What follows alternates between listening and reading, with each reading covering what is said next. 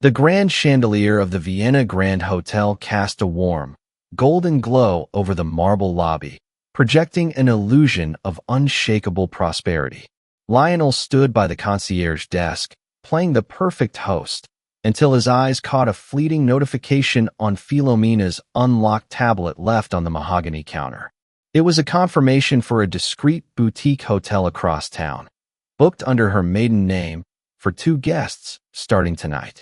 The quiet hum of the lobby faded into a deafening silence as Lionel realized the real audit wasn't happening in his accounting department, but in his marriage.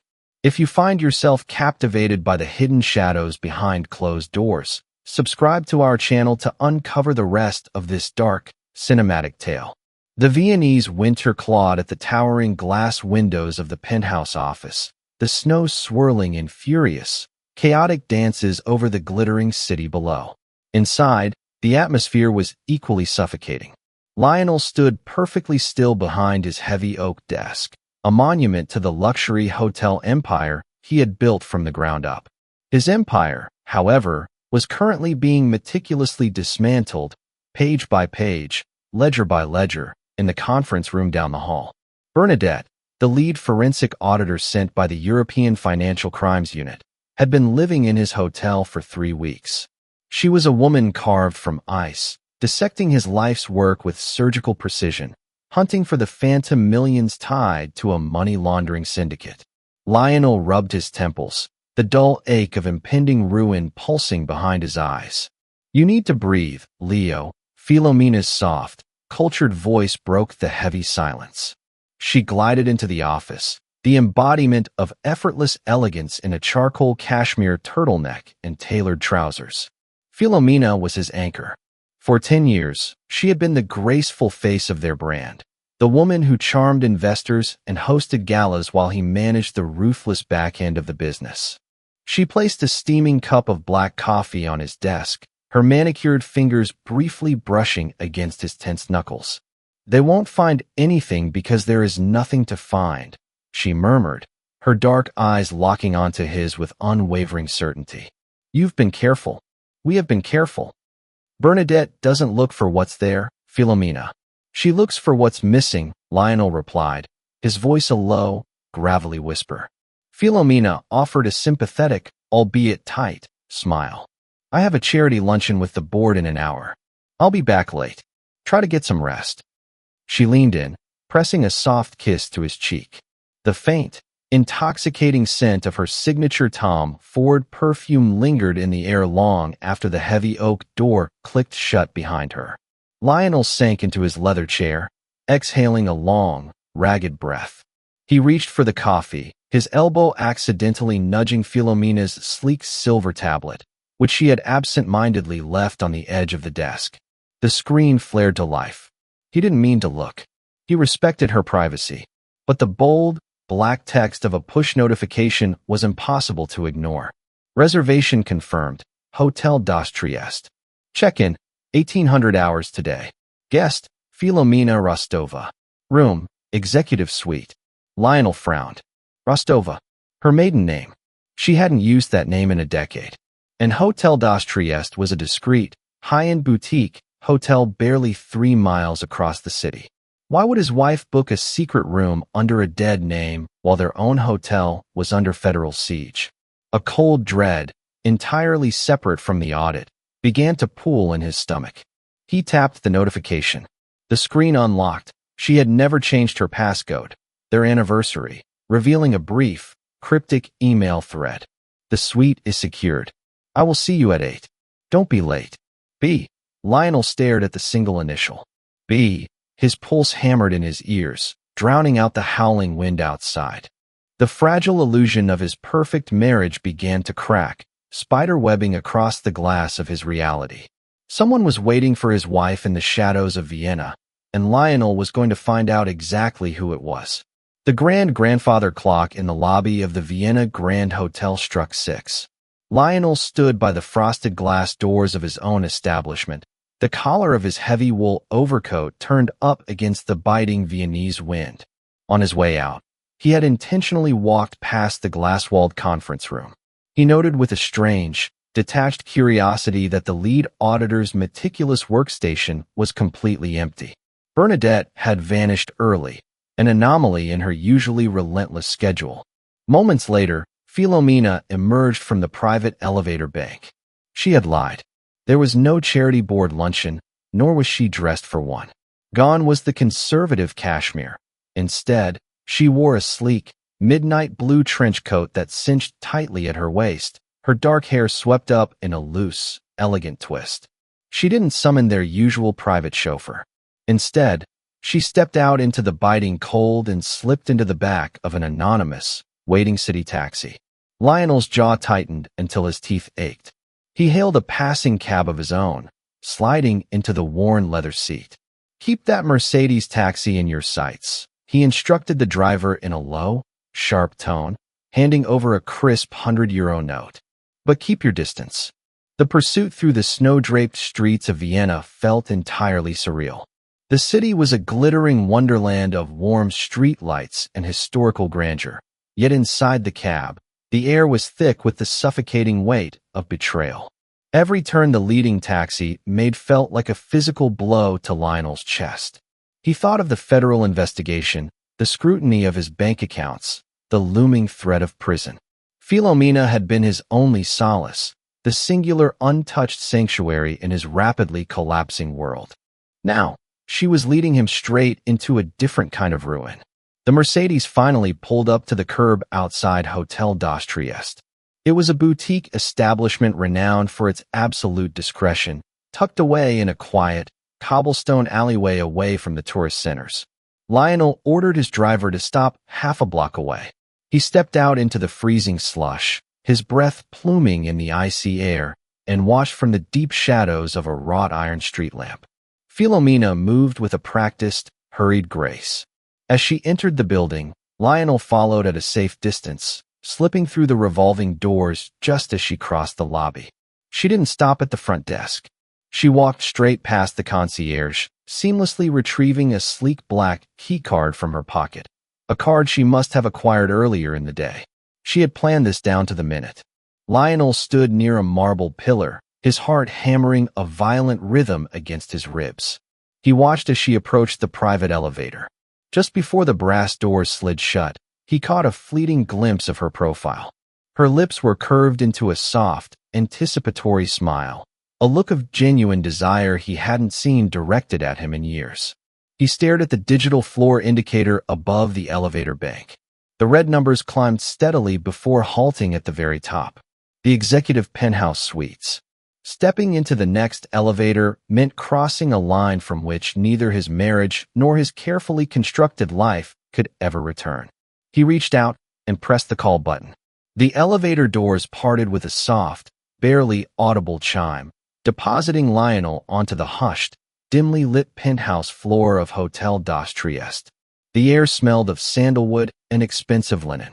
He walked down the corridor, his footsteps entirely swallowed by the plush, geometric-patterned carpet. At the far end of the hall, Suite 801 stood like a heavy iron gate at the edge of his reality. He didn't have a key, nor did he intend to knock.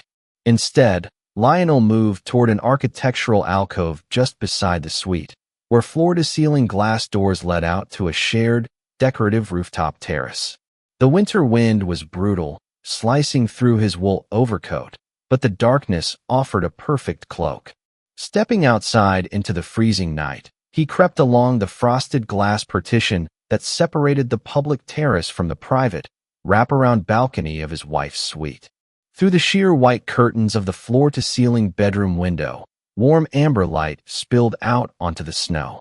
Lionel held his breath, the icy air stinging his lungs, and peered through a narrow gap in the drapes. Philomena was there. She had shed the midnight blue trench coat and now stood near a modern marble fireplace in a dark silk slip.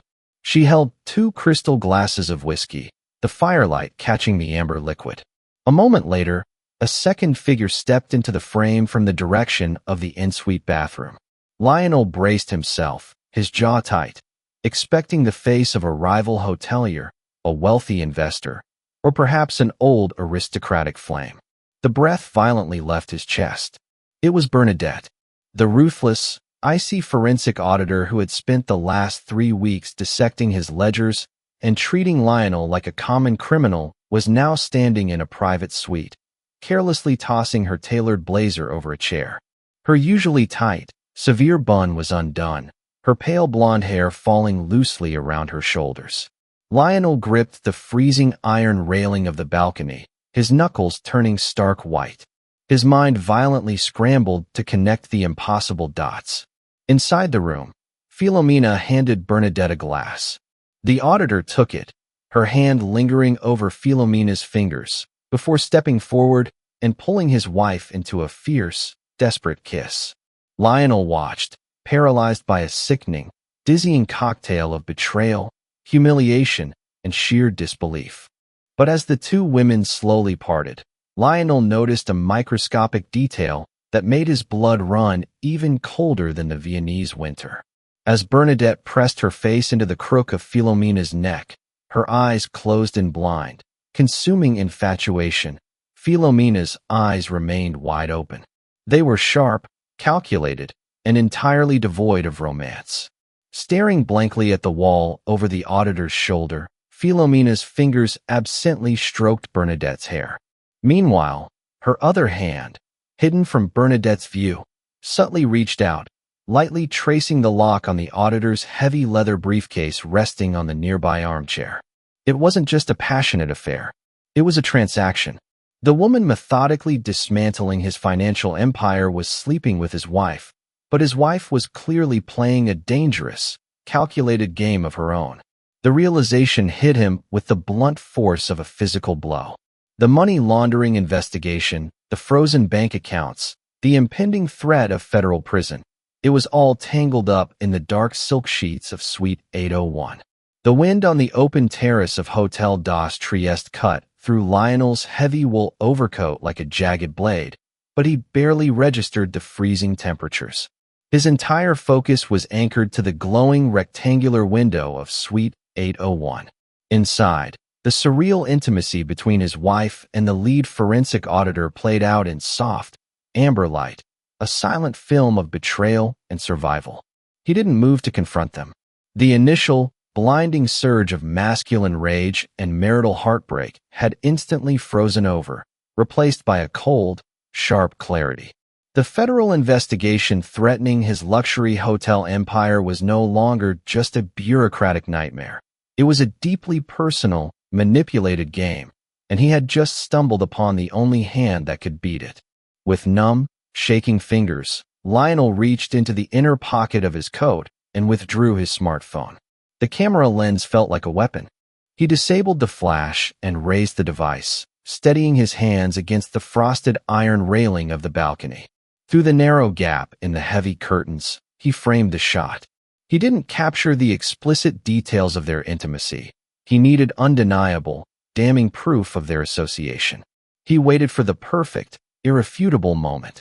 It came when Bernadette, her icy professional demeanor entirely melted away, leaned over the glass coffee table to pour more whiskey. Philomena stood directly beside her, her hand resting intimately on the small of the auditor's bare back. Beside them on the leather armchair sat Bernadette's official European Financial Crimes Unit briefcase, its brass locks glinting in the firelight. Lionel tapped the shutter button. The screen flashed momentarily, capturing a high-resolution, crystal-clear image of the chief investigator and his wife in a deeply compromising position, mere inches away from the highly classified documents concerning his own prosecution. He took 3 more rapid shots, ensuring the faces, the intimacy, and the government-issued briefcase were unmistakably clear. He lowered the phone, the metallic coldness of the device biting into his palm. This was his leverage. This was the key to tearing down the investigation before it tore him down. If this single photograph found its way to Bernadette's superiors in Brussels, her career would end in an explosive scandal of corruption and conflict of interest. The audit would be thrown out entirely, tainted beyond repair. But what about Philomena? Lionel stared at his wife through the glass. She was smiling now, a soft, practiced smile he had seen her use on difficult investors and demanding VIP guests for a decade. It was the smile she used when she was closing a deal. The realization that she was treating her marriage and this affair as mere transactions made his stomach churn with a sickening blend of grief and disgust. He had the power to destroy Bernadette instantly, but doing so would publicly expose Philomena's betrayal and shatter the flawless facade of his own life. To save his empire, he would have to use his wife's infidelity as a bargaining chip, weaponizing his own humiliation. Slipping the phone back into his coat pocket, Lionel slowly backed away from the window, his footprints silently disappearing into the fresh layer of snow on the terrace. The game had fundamentally changed. It was no longer about defending his business. It was about tearing down the architects of his ruin from the inside out. The cold winter air felt sharp in his lungs as he rode the elevator back down to the lobby. The time for panic was over. Now, it was time to play host to the very women trying to destroy him. The following evening, the private dining room of the Vienna Grand Hotel was steeped in the rich aroma of truffles and aged Bordeaux. A solitary crystal chandelier cast a sharp, diamond-like glow over the heavy mahogany table set for three. Lionel sat at the head, immaculate in a bespoke charcoal suit, twirling the stem of his wine glass between his thumb and forefinger. Tonight, he was the gracious host to the lead auditor of the European Financial Crimes Unit, ostensibly as a gesture of professional cooperation. In reality, it was a meticulously orchestrated stage, and the two women seated to his right and left had no idea they were the principal actors in his dark, twisted play. Philomena sat gracefully across from Bernadette. She wore an elegant, high-necked emerald dress, the picture of the devoted, supportive wife.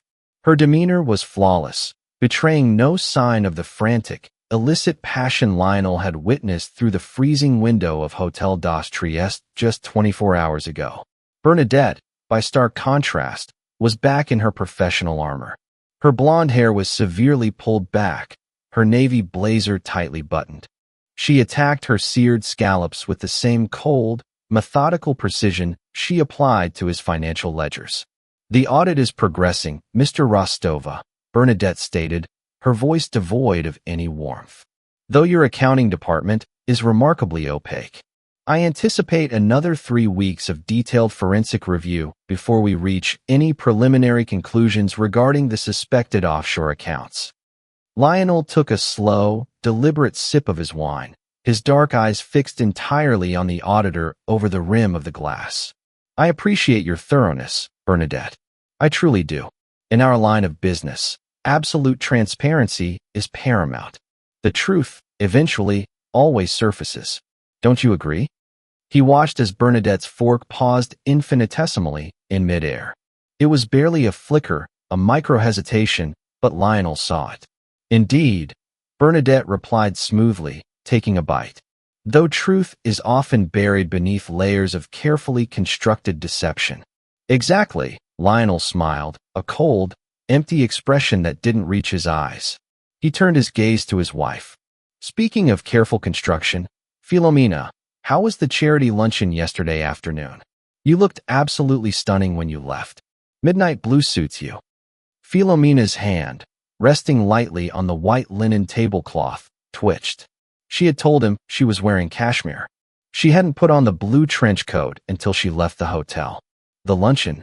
Philomena's voice held steady, though her dark eyes darted momentarily to Bernadette. "It was productive, darling.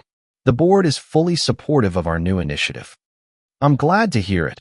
Lionel leaned back in his chair, tapping a polished fingernail against his crystal glass. "Because I've realized lately how crucial it is to have the right partnerships.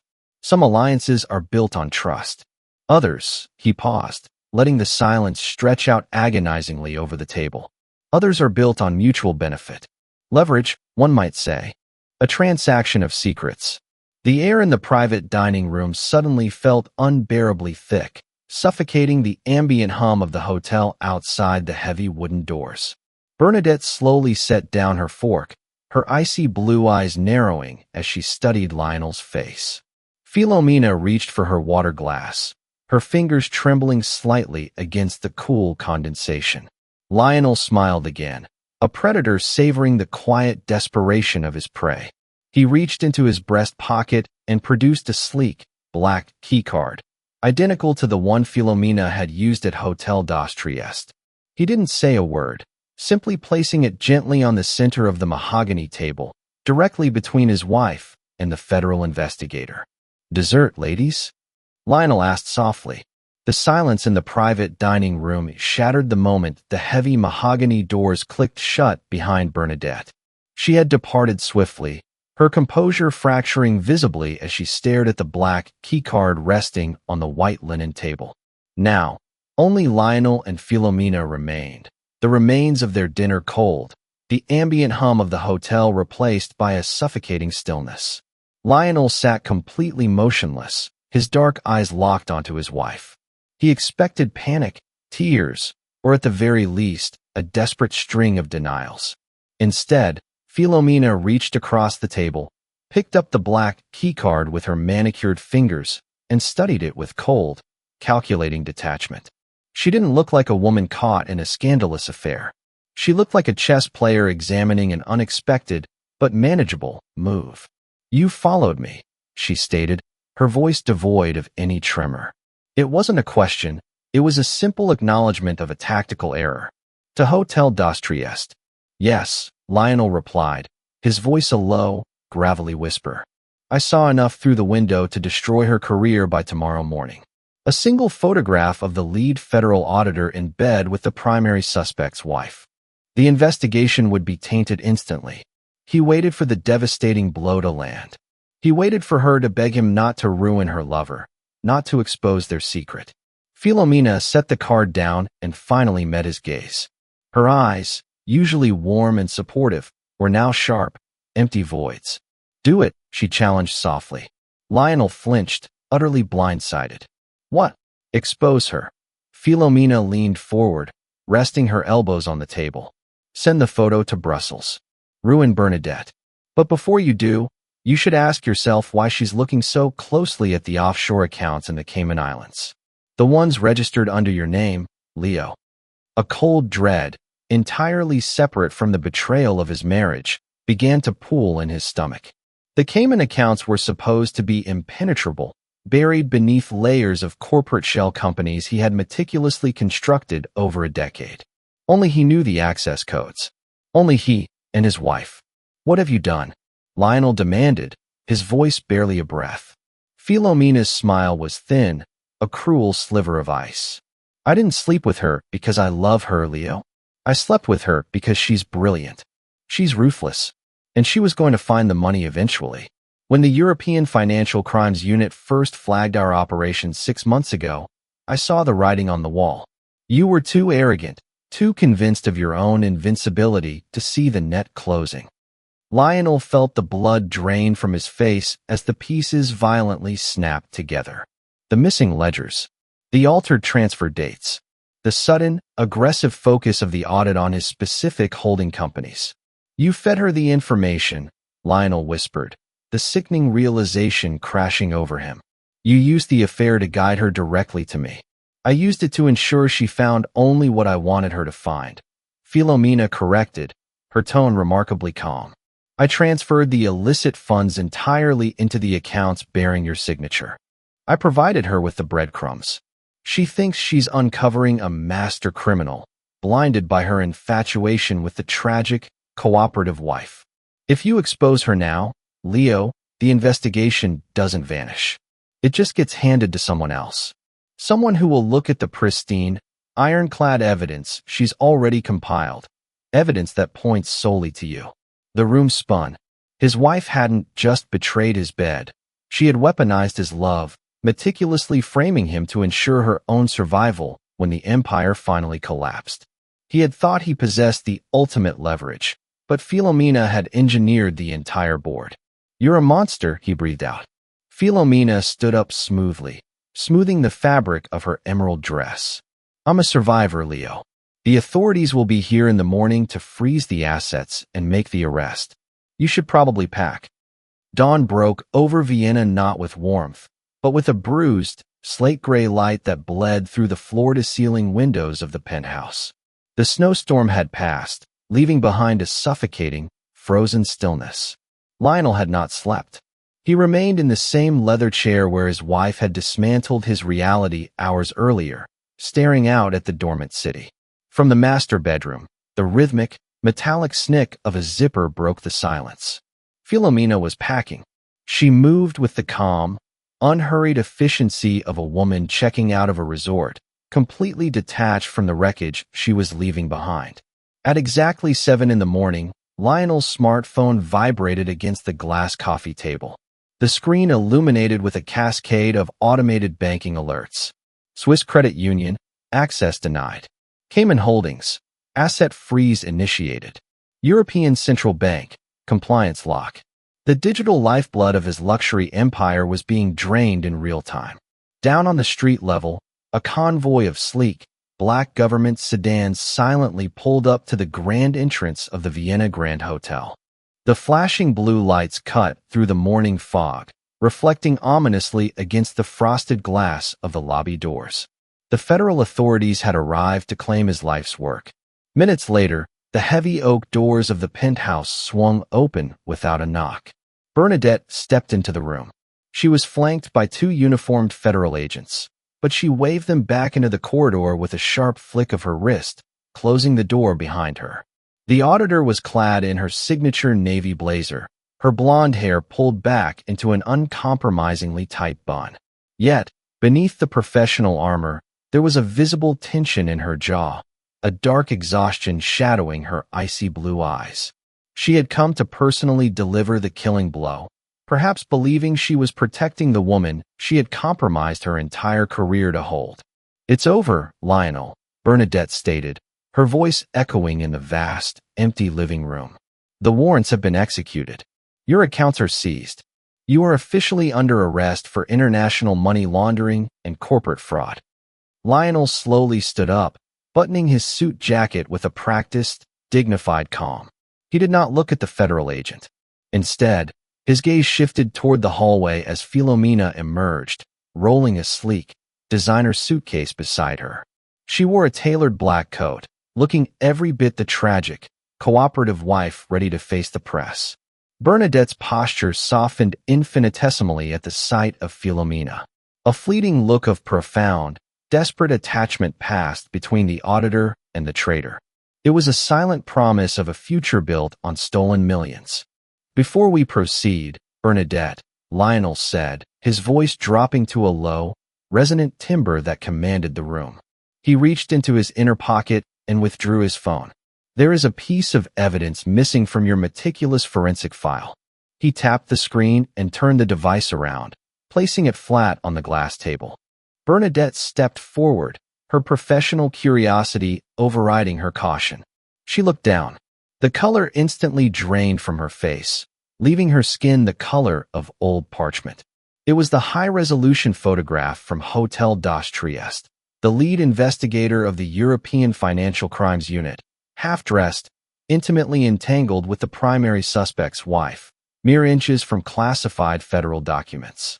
"If that goes to Brussels," Bernadette whispered, her voice trembling as the sheer gravity of the ruin crashed into her, "the entire investigation is tainted. I will be disbarred, imprisoned." She looked up at Lionel, a sudden, feral panic in her eyes. "You think this will save you? It's too late. The assets are already frozen." "I know," Lionel replied smoothly, stepping away from the table. "I have no intention of using it to save myself. I'm going to prison, Bernadette. But I wanted you to see it so you could understand your actual place in this transaction." He turned his gaze toward Philomena, who stood perfectly still, her expression an unreadable mask of porcelain. "Tell her, Philomena," Lionel commanded softly. "Tell the woman who risked her freedom for you exactly why you gave her the keycard to Suite 801. Bernadette frowned, her panicked gaze snapping toward Philomena. "What is he talking about?" Philomena didn't flinch. She didn't offer a desperate denial or a tearful apology. She simply looked at Bernadette with the same cold, calculating emptiness she had shown Lionel the night before. "She didn't sleep with you out of passion, Bernadette," Lionel continued, his voice devoid of anger, replaced by a hollow, clinical detachment. "She recognized you were getting too close to the truth. She needed a blind spot. She moved the illicit funds into accounts bearing my signature alone, and she used your bed to feed you the exact breadcrumbs required to frame me, ensuring her own immunity and securing her exit strategy. You weren't a lover. You were a remarkably efficient tool. Bernadette stared at Philomena, her breath hitching in her throat. She waited for the lie, for the reassurance that their secret nights in the boutique hotel meant something. Philomena? Bernadette's voice cracked, the icy professional completely shattered. Tell me he's lying. Philomena adjusted the leather strap of her handbag. Her dark eyes met Bernadette's, devoid of any warmth or regret. The transfer logs are accurate, Agent. My husband is the sole signatory. My cooperation with your investigation is fully documented. The toxic triangle collapsed in absolute, deafening silence. Bernadette staggered backward, physically recoiling as if she had been struck, her eyes wide with the horrifying realization that she had destroyed her own life for a woman who felt absolutely nothing for her. The brilliant auditor had been thoroughly, flawlessly audited by a master manipulator. Lionel watched the two women, a bitter, hollow victory settling in his chest. His empire was gone, but the illusion of their triumph was dead. The federal agents waiting in the hallway finally knocked heavily on the heavy oak doors, signaling the end of the line. The heavy oak doors of the penthouse swung open fully, revealing the two federal agents standing motionless in the corridor. Their polished black shoes squeaked softly against the hardwood floor as they stepped into the vast, silent room. The air was thick, suffocating beneath the weight of shattered lives and undeniable truth. Bernadette remained frozen near the glass coffee table, her eyes wide and hollow. She stared at Philomena, silently pleading for a retraction, a denial, anything to prove the last 3 weeks weren't a masterfully orchestrated lie. But Philomena offered nothing. She stood tall, an impenetrable fortress of dark elegance, adjusting the collar of her black coat. She didn't look at the woman she had ruined, nor did she look at the husband she had betrayed. She looked only toward the open door, a survivor ready to walk away from the wreckage she had caused. Mr. Rostova, one of the agents said, stepping forward with a pair of cold steel handcuffs glinting in the morning light. You are under arrest for international money laundering, corporate fraud, and obstruction of justice. Lionel did not resist. He extended his wrists, the metal biting into his skin with a sharp, definitive click. The sound echoed through the penthouse, a final punctuation mark on a decade of opulence and deception. He glanced down at his smartphone, still resting on the table, displaying the high-resolution photograph of the fatal affair. Take that with you, Lionel instructed the agent calmly, nodding toward the device. Consider it my full cooperation with your investigation into the integrity of your lead auditor. The agent frowned, picking up the phone. His eyes scanned the screen, widening fractionally before he quickly turned the device off and slipped it into an evidence bag. He shot a sharp, unreadable look at Bernadette, who suddenly looked incredibly small and fragile beneath her severe navy blazer. Her career, her freedom, and her heart had been simultaneously dismantled in less than 5 minutes. Lionel turned his back on them all. He didn't want to watch his wife walk away with her immunity deal and her stolen millions, nor did he want to witness the federal investigators' humiliating collapse.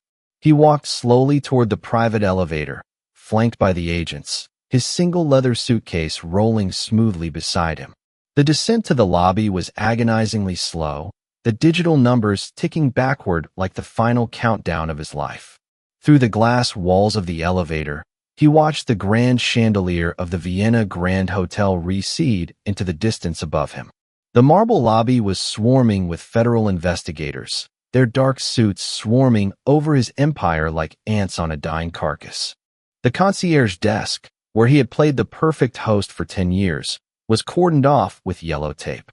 He was escorted out through the revolving glass doors, the biting Viennese winter immediately assaulting his face. The snow had begun to fall again, dusting the city in a fresh layer of pristine white, attempting to bury the darkness underneath. A line of black government sedans idled at the curb, their exhaust pluming into the freezing air.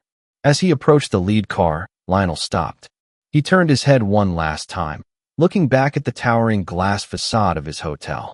In a high window on the penthouse floor, he thought he saw a brief flash of midnight blue, but it was quickly swallowed by the gray morning light. He had lost his business, his freedom, and the woman he thought he knew.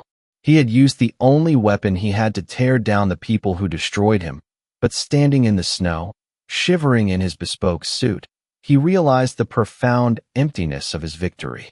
He had won the final battle, but the war had annihilated him. An agent gently placed a hand on his shoulder, guiding him toward the open door of the sedan. Lionel ducked his head, sliding into the cold leather interior. The heavy door slammed shut behind him, sealing him inside the sterile, quiet dark. As the car pulled away from the curb, disappearing into the swirling snow of the desolate city streets, he leaned his head against the frozen window. The price of the truth was everything we ever owned.